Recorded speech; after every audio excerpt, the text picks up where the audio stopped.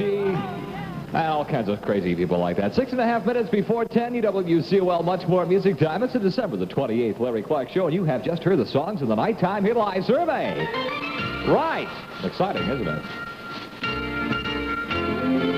This is called The Spy with the Cold Nose.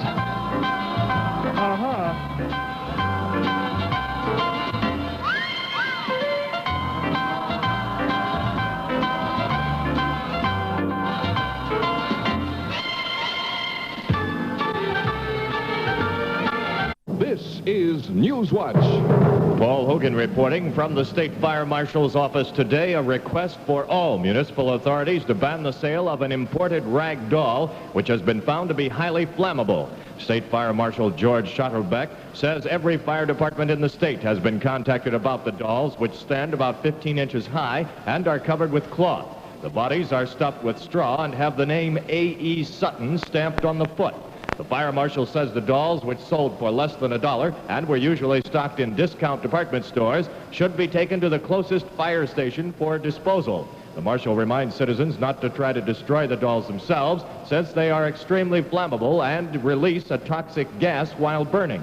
Anyone possessing one of these dolls should take it to a local fire station where the imported dolls will be safely disposed of. The bullet-riddled body of a 72-year-old Westside Cleveland barbershop owner is found tonight in a small room adjoining his shop. Police are questioning 4 witnesses in the murder of Max Fisher. One witness says he heard 2 persons arguing before a volley of gunshots was heard. A Cuyahoga County grand jury criticizes members of the clergy today.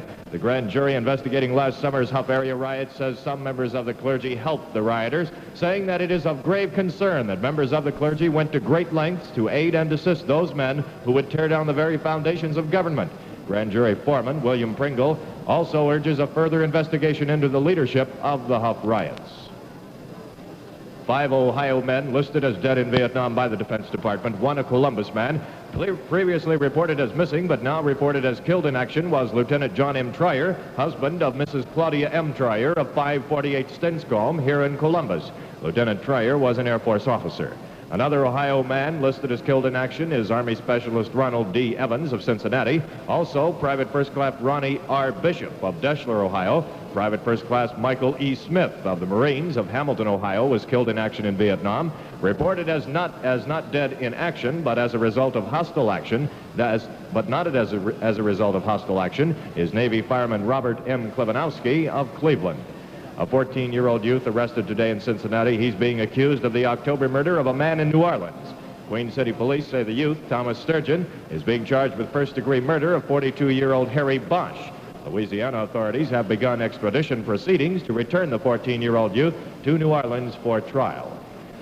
The Coast Guard at Cleveland today says the search for the Daniel J. Morrell will continue. Investigators hope the wreckage of the sunken ore carrier, if it can be located, might offer clues to the exact nature of the disaster. The ship went down on Lake Erie during a violent snowstorm November 29th with a loss of 28 of her 29 crewmen. Both sides in the Greyhound bus dispute are meeting tonight at Cleveland in an attempt to block a midnight strike.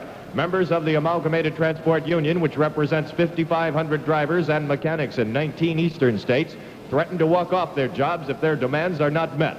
The bus drivers, who now earn about $9,600 a year, are reportedly seeking a pay hike of 3 mils per mile and 8 cents an hour. A federal mediator is participating in the last-minute negotiations.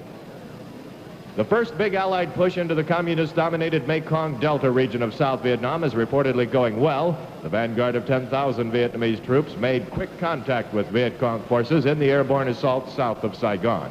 U.S. bombing raids on North Vietnam continue to generate controversy. The White House comments for the first time today on reports that non-military targets, including civilian housing, have been bombed in the Hanoi area. An aide says President Johnson's policy is to bomb only military targets. Red Chinese officials and civilians are celebrating their latest advance on the road to nuclear power. The Peking regime detonates its 5th atomic device today and says it raised China's technology in the field of nuclear weapons to a new level. The eastern half of the country reeling under winter's latest blows. A severe storm that began in the southern Rockies is centered in southern Wisconsin tonight, with 4 inches or more of new snow expected in parts of Wisconsin and Michigan. Upwards of 10 inches were reported earlier in northern Illinois and southern Wisconsin. Now the new WCOL Weather Watch, cloudy with a chance of snow flurries late tonight and a low in the mid-20s. Thursday, cloudy and colder, a chance of snow flurries and a high near 30. At this hour, the relative humidity stands at 96%. Barometric pressure, 29.52 inches and falling. Winds are from the southeast at 18 miles per hour. And the current Columbus average temperature, 42 degrees. From the new WCOL AM/FM Columbus, Ohio, this is Paul Hogan.